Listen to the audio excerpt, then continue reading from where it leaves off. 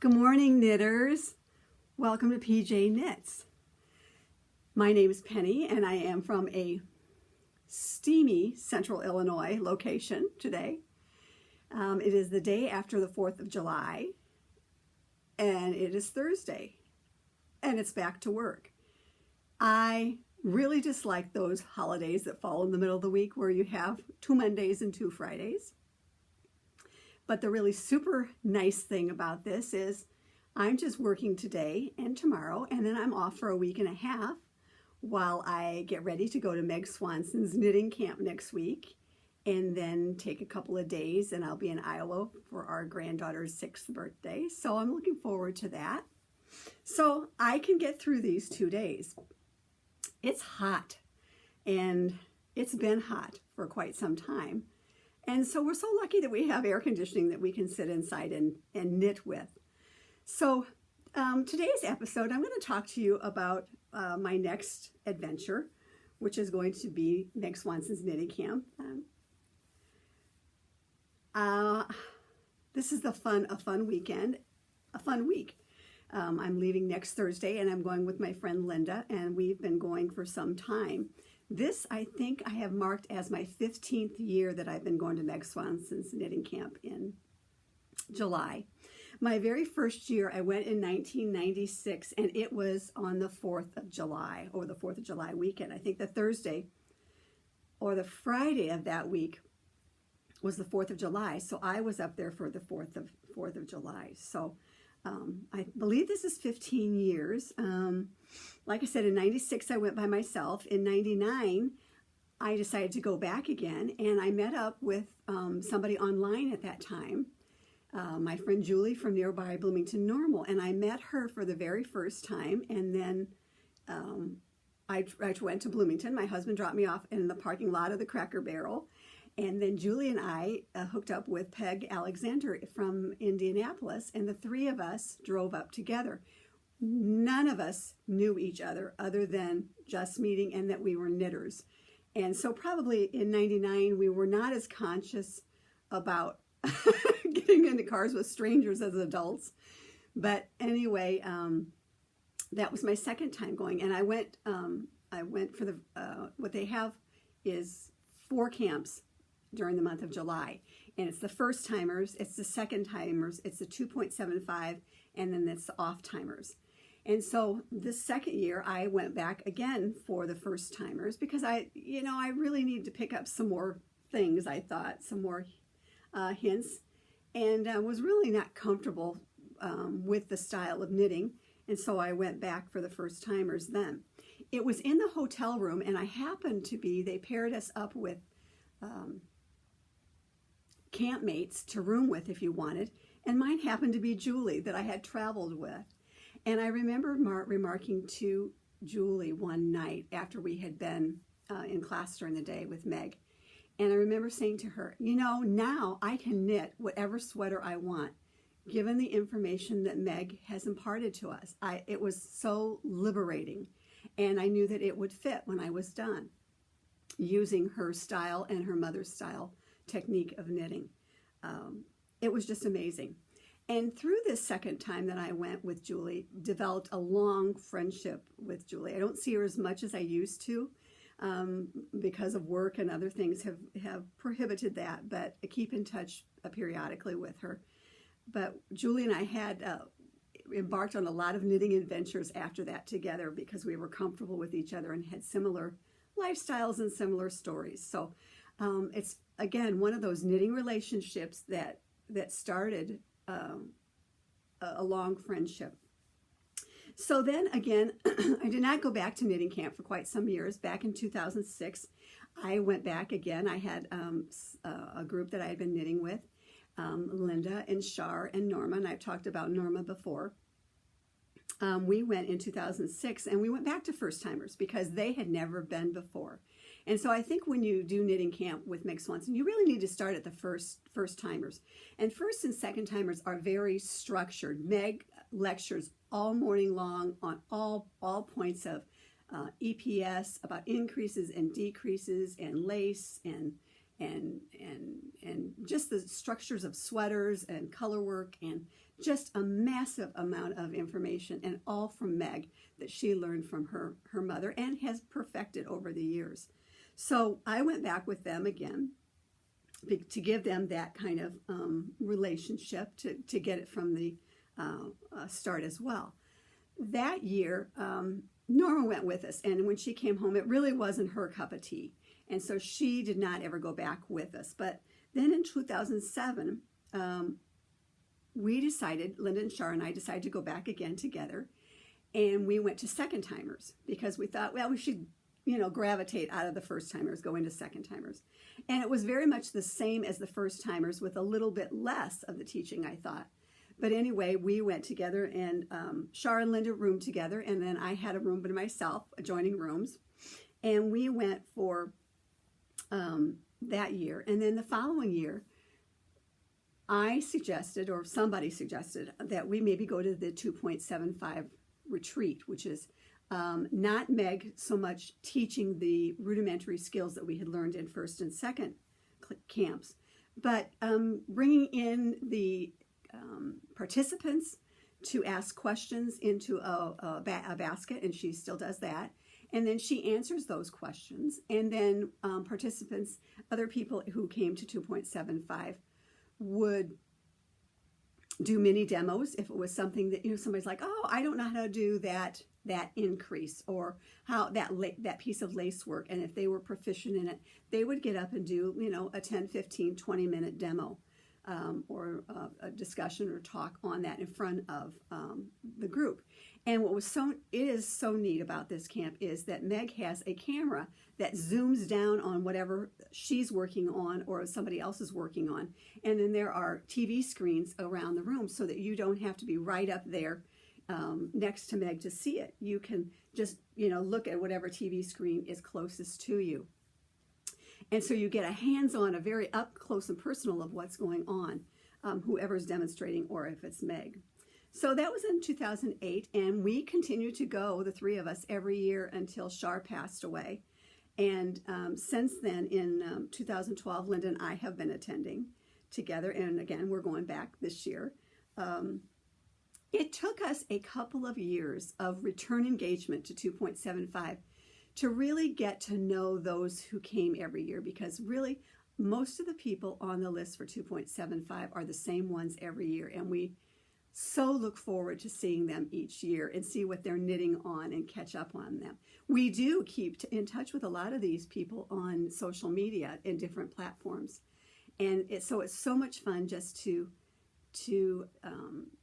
see the same people. And we'll see them at Stitches Midwest, and we'll see them at other venues, and just keeping in touch with them. So it took us a few years to really solidify our place in that camp. But after that, just a great group of women. And there's probably, and I don't know, maybe 50 or 60, 40. Anyway, it's a huge group of women and men who attend, and just a great, great time that we have. And the knitting camp itself has been going on for over 40 years. First started out by Elizabeth Zimmerman, and then taken over by Meg Swanson, her daughter. So it's something that has been going on for 4 weekends in July for a very long time. And as I understand it, they started at Shell Lake, and was not at a hotel, and now it is on a Holiday Inn in Marshfield, Wisconsin right now. And the first year I went, it was at a hotel as well. It was at a different Holiday Inn, and since then has moved to another one. But anyway, so it's a long-standing knitting camp, and I am so glad that I got in. You have to apply in February, and then they draw names out of a hat to make it fair for everybody to attend. And so far, I've been very lucky that I've been able to attend each year that I put my name in the hat. So I'm pleased with that. Excuse me. Linda and I take off on Thursday morning, because the first night of knitting camp is on Thursday night about 6 o'clock. And we congregate outside of the classroom at the hotel in what we call the living room. It has a couch and some comfy chairs, and chairs that you can bring in, a big open area. And then at 6 o'clock, we venture in and we have soup and salad and get to know people. And then as soon as that's done, the race begins and we move into the classroom, and there's no assigned seating. So you first come, first serve. And we really race in to get our seats, because we kind of have like a normal seating arrangement that we sit at. Linda and I and Denise and another Linda across from us, and then Susan and Sally Rainey and Kim will be on the side with us too, and then Sandy and Elizabeth too. And then from there it mushrooms out to this group of women that we'll be at. And then on Friday and Saturday and Sunday in the mornings, Meg will do her thing, or mini demos will happen in the morning. In the afternoon, every afternoon we have show and tell. And then on Saturday afternoon, some vendors will come in. It could be vendors that from attendees, or it could be like Sun Valley Fiber comes. There are some local vendors that bring some fiber. And so there's a little mini market. Lost City Knits, again, will be there. She'll have her yarn. And if there's participants who do some sort of craft, make note cards or screen paint on silk scarves, they'll sell those. Knit Circus sometimes has a booth. And so that's on Saturday afternoon. And then on Sunday we have a full afternoon. After we finish up show and tell, we do a raffle, and people donate things, a huge amount of things that are around the living room area, and you purchase raffle tickets, and then we raffle items off. And all of the proceeds go to the scholarship fund, so that others can attend knitting camp the following year when they cannot definitely afford it. So it's a really good cause, and we do that on Sunday afternoon. And then we have a camp contest, and every year the participants decide on the theme for the following year. And it's truly just optional one. You can do it or not. And some years I've done it, and some years I have not.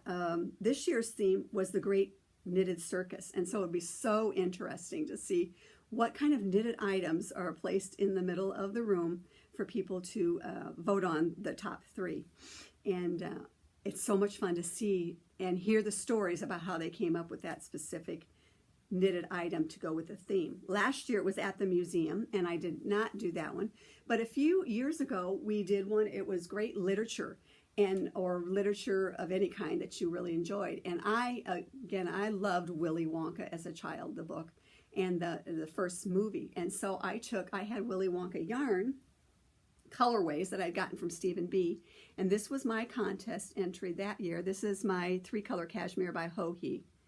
And so these were all colorways that was like Gobstopper and had to go with the book. So I entered this one year in the contest.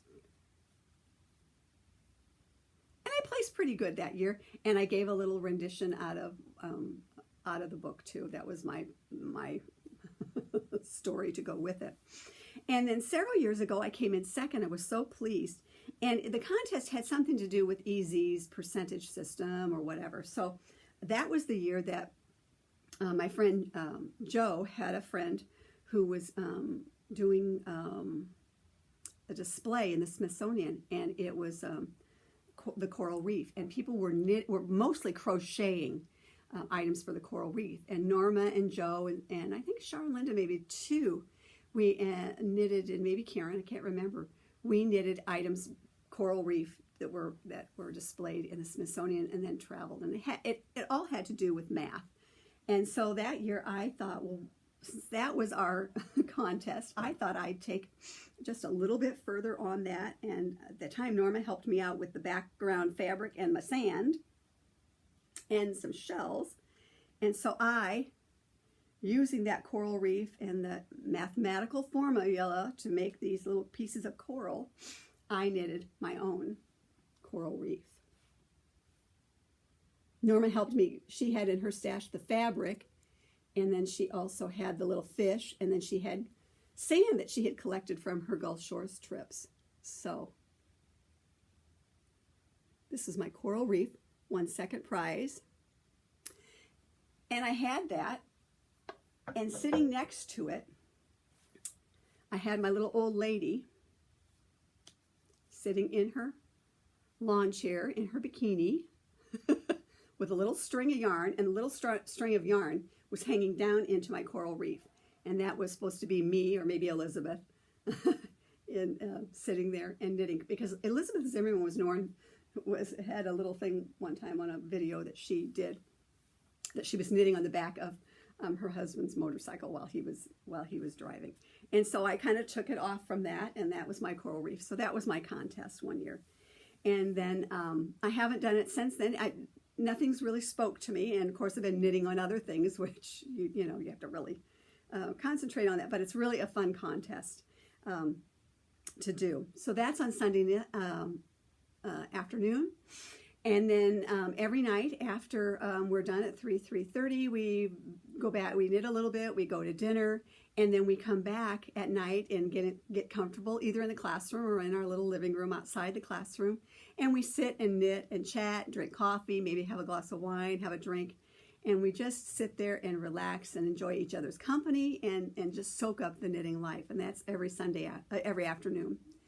Evening. And then on Monday we all get together for a goodbye brunch, and of course, unfortunately, a lot of people are moving, are getting up and wanting to get on the road, and so Meg she just gets sitting down to eat her breakfast, and then somebody wants to say goodbye, and she's so gracious to hug and say goodbye and just keep in touch.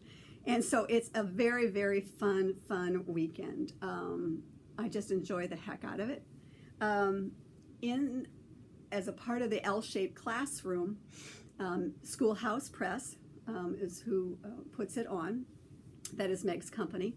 And they have a mini shop that they bring in books and everything that possibly they can bring for the event that you can shop from, and you put it's on the honor system. If you take something from the table, you put it in the brown book on your page, and on Monday morning then you are charged for it. You talk to the gals and check out. Excuse me. And so anyway, you just never know what you're going to come home with. One of the things that that you don't really get to see out in yarn shops that Meg Swanson's and Schoolhouse Press carry is unspun Icelandic. And there's a hot craze going on right now with colorwork yokes. And really, I think Meg Swanson, Elizabeth Zimmerman, definitely, she was the pioneer of yoke sweaters. And I encourage you to go out and look on Ravelry as the many designs that are out there. And one of the yarns that they have is what is called unspun Icelandic. And some future video I'll show you how it actually comes. But anyway, it's really pencil roving. And these are in my collection and are going to be a future color work sweater once I get back from knitting camp and get some of my I wish it was winter, summer knitting done. But this is going to be a future sweater. Pencil roving is very interesting. And again, I'm going to talk about this down the road, about how to work with this. I'm going to show you the big buns that it comes in. These are called plates, and some call them cakes. And I'm going to do a whole podcast on that down the road. But again, that's one of the things that they're very well known for. And started out in basic colors, and they have went to those turquoise and brights and pinks and that over the years, and so I am a collector of that. The other thing that Schoolhouse Press is known for is their book collection, and I always love to see what else they're bringing in. This is the latest book that I got, and it's huge. This could be a workout in itself. And again, this is called The Vintage Shetland Project by Susan Crawford. This is a huge book. And has color work, has some patterns in it, and this is the type of books that Meg brings in. It's a hefty guide, and I'm looking forward to delving into this. Again, there's color work patterns, the photography the stories that Susan has done in here, this is a work of art and has many, many years of research. And so this is the kind of book that we might see at Schoolhouse Press, and I might bring home with me, but I had to have it before knitting camp. One of the things that I love, this is my first book I ever bought from Schoolhouse Press when I first heard about them back in the 90s. Probably 90, late 80s, let's say that. My kids were preschool, and our local high school had a vocational school where the kids would take youngsters, young children, for a couple of hours 3 times a week, give them credit for a class, and just kind of get to know children in general and do things with them. And at that time, I was not working during the day, so when they would go to this vocational school, I would watch PBS. And one of the programs at that time that was on our local public broadcasting station was an Elizabeth Zimmerman video. It was called Knitting Around, and back then we were taping, and I taped the series so that I could watch it in depth. It was before '96, because that's really how I got maybe the inkling of there was something I wanted to investigate. But anyway, after that, saw that very first time, I had to buy the book. It's called Knitting Around by Elizabeth Zimmerman. And this book held true to each one of the episodes that she had taped. And so I got it, and this is where my love affair really kind of started with Elizabeth Zimmerman. I think the godmother of all beginning knitting for me. Not everybody's cup of tea, I have to say that, but I have to also say, again, reiterate the fact that she really got me started. Meg did, and Elizabeth in her books got me started in my knitting adventure, and knowing that I can knit anything. It's just if I wanted to. And I have a piece of old unspun Icelandic marking a shawl in here. And in this, Elizabeth would do her little, there'd be information in here, little stories, little pictures of her and Arnold back in the day. And I just love picking this up and reading it a lot of times, knitting around. And one of the things I have to say about that is, and the backdrop here, this is a Elizabeth Zimmerman shawl. This is the pie shawl. And I did not knit this. This was knitted by my friend Shar, and when she passed away, the kids were getting rid of some of her stuff, and I asked if I could have this. Shar was an exquisite knitter, and you can tell by the workmanship on this that she would tackle anything. I'm still knitting my first pie shawl, so and it's very fine yarn. This is a Elizabeth Zimmerman pie shawl. Just amazing. So anyway, my love affair started there, and when the funny thing is, when we started going to knit camp, the first year we went with Shar and Linda and Norma, we were all sitting around the table before we went, and we were moaning and groaning about the fact that we had to have a name tag. And what are we going to do? And, and it wasn't but a few weeks later that our friend Norma came back and presented us all with a name tag that she had cross-stitched and then made. Wasn't that fun? So we all had our name tags. We still wear those to this day. And at that time, she also knit us a little project bag. And this one accompanies me in my bag. And they all matched our fabric. And has a little pocket so you could drop your hotel key in that. And then she also made me to hold my money and a credit card so that I could just pop that in my bag. And when I got ready to leave the room, the classroom, just pick up my bag and I've got everything right there. So that was the first year that we went with Shar and Linda and Norma. She made them all for us. What fun. And so the cool thing is when we get there, we will get a new bag each year, and they're always different. So it's always fun to see what kind of bag is. Last year's was a big canvas bag, which will hold a lot of stuff. Love to see what we're getting, what kind of bag. And so we will get that. And then the big deal here is retreat knitting. What do you take for retreats? It's really, really hard. And so I just have a couple of things that I'm going to try and concentrate. One of the things that I'm working on, trying to work on, and I'll probably take it because it's pretty easy knitting and I can do it in the classroom. And I'm working on Fine Sand by Heidi Kermeyer. I'm working on that. I'm going to take that along with me. I'm using Revive yarn.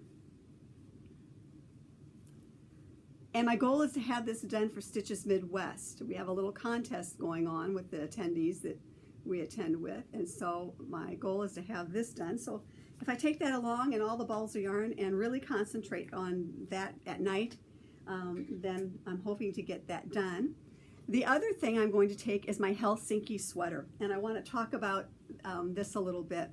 This particular sweater is by Janine Bages, and Janine is amazing in color work. And Janine also attends camp, and she is venturing out now and has done a lot of, she's teaching a lot of places and taking a lot of trips. Her next one is to Portugal. So my next project there is going to be the Helsinki sweater. Not my next project, but a project that I'm going to take with me, because as you can tell, it is very dark yarn. And the nice thing about this is that the classroom is bright and cold, and I'm on my second sleeve, and there's a lot of knitting to the body, so this will be great to knit on in the classroom. So not that I have any aspirations that will come home and be done, but anyway, I'm taking those, and those are really the two things I'm concentrating on right now for knitting camp. But I just wanted to talk a little bit more about Janine Bages, who attends. And again, I keep doing these little teasers of future videos that I'm going to really go in depth on some of my favorite designers and people that I've met. But again, Janine has the Joy of Color book out, which is amazing. This book per se does not have patterns in it, but really takes you through the classes that Janine has been doing and has perfected. Amazing, amazing color work person. And so I heartily recommend that book as for reading. And I first didn't know who Janine was, and I knew her by a design in another book, that Sweaters from Camp. And this is a schoolhouse book as well that they put it on. And I remember I believe it was either in 96 or 99 when I went, the call went out in knitting camps for people who attended camp to design, this is 2002, so it could have been either way, to design Fair Isle or color work for a future book. And I just thought that was amazing. That was when it really was first introduced to color work. And so when I ordered my book, because I knew some of the people who were at the camp, this one popped out. This is Dragonfly River Vest. And lo and behold, it wasn't until several years later, after we had started attending 2.75, that I realized that Janine was the person in camp who had this design that was my favorite. And I subsequently ordered the kit, and I need to get knitting on that as well. But Janine is a fantastic color work person. She knows her stuff, and she is also an attendee and met through at camp. So those are just some things that I'm working on and planning on taking. And one of the things that I talked about just a little bit was the show and tell. Every afternoon we have show and tell. And again, this is purely optional. Some people choose not to do it, and which is fine as well. And sometimes there's others like us who sit and we think, oh my gosh, what am I going to take? I've given everything away. And the things that people bring are amazing. I cannot say that word enough today. Amazing knitters that go out on a limb, and when you look at them and the projects they bring, you're like, oh my gosh, I am so not them. But just amazing works of art. And it's a highlight of camp. And of course, we write down our little notes. And then I come home and put in my knitter's journal. I have some pages for every year. um, that I put all the notes that I've taken over the weekend in my knitter's journal, and so I keep tabs on what everybody's bringing. But for me, the hardest thing is two things: what am I going to take to knit on, and what am I going to have for show and tell? But this year, again, it's a little sparse. But I'm going to take a couple of things. And the first one is my fur cone lace simple shawl. I started working on this when I was at ZK, and when I got home, I finished it up. This is by Cheryl Oberly. And Cheryl Oberly attended camp 2.75 for many years. And I consider Cheryl a friend and somebody that I have followed for quite some time. Even before knitting camp. She has several books, and I've talked about knitted jackets, where I knitted a lot of her jackets from there. And because she attended, and we all miss her so much from coming to camp, she designed a trio of shawls last year, and she gifted everybody via email the shawl patterns who went to knitting camp last year. And thank you, Cheryl. That was a lovely gesture. So I wanted to knit one of her shawls, and so I did fur cone lace, and I finished this up. This one is the small version, and I think this one is going to go to this is going to go to hospice in a couple of weeks, and I'm going to knit myself another one, maybe in the larger version.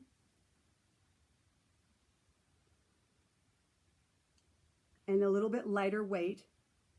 I'm going to do another one. I love the pattern. It was pretty easy once I got going to keep in the rhythm with that. But I think this one's going to go to hospice as a little shawlette. This one is out of Araucania alpaca.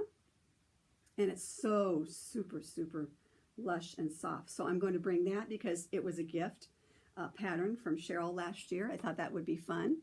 And then my next one is a project that I've been working on several years, and it's not blocked yet. I have to probably try blocking it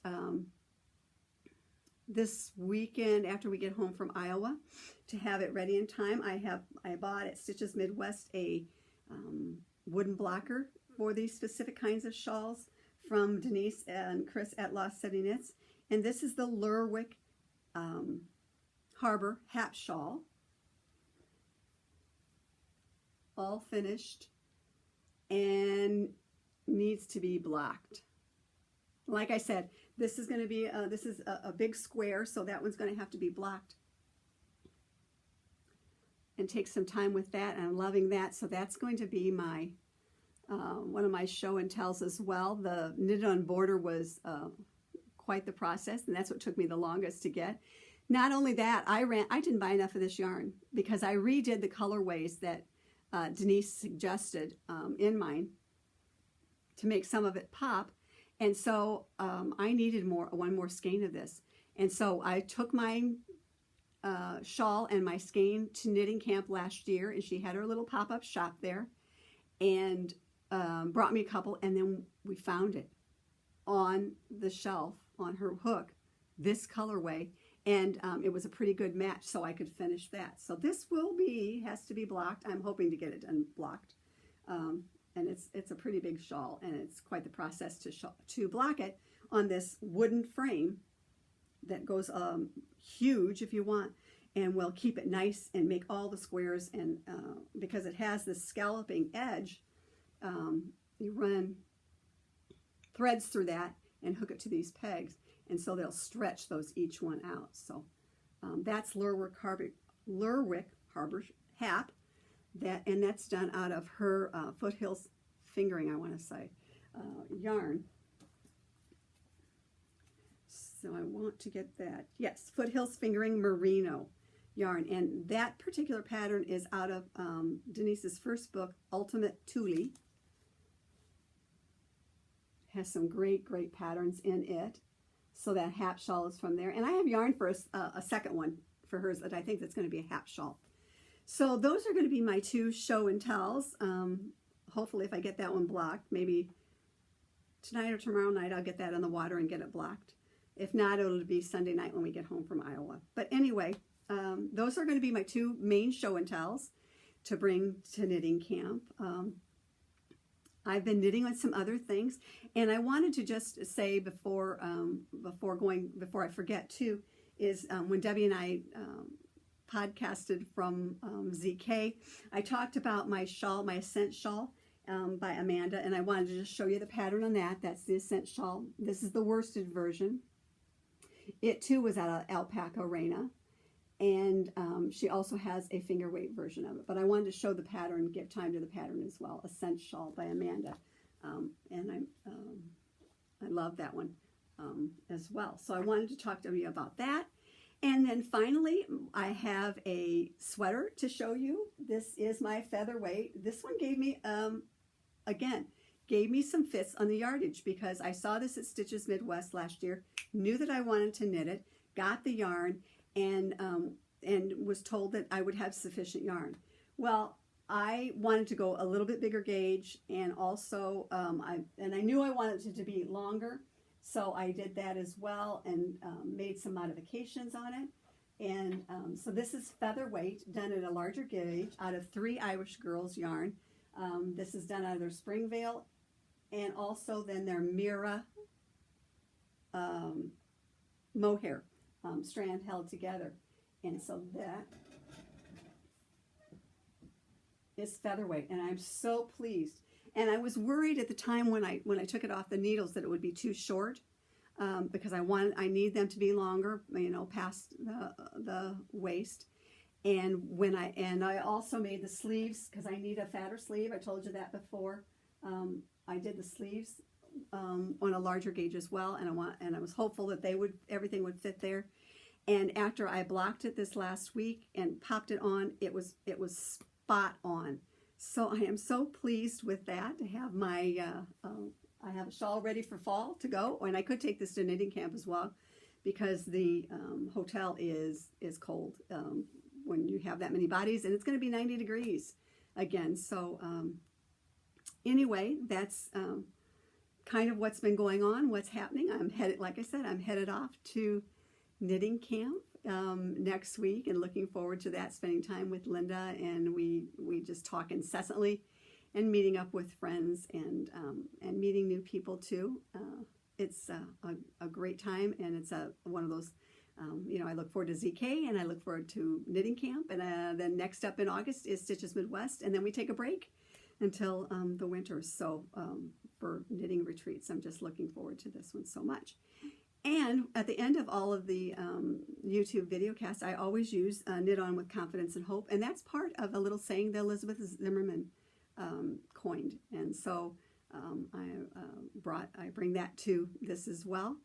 I so appreciate you stopping in today and listening to me ramble about knitting camp. Again, I am PJ Knits on Instagram and Penny J on Ravelry. And probably not until the first of next week, but I will have some kind of show notes on www.pjknits.blogspot.com. And I hope wherever you're at, it's cool or cooling off, and you are knitting lots of fun things for summer. Next episode, we're going to talk about my sweater project, and we'll talk about sweaters, and maybe a little recap of knitting camp as well. But until we do, knit on with confidence and hope.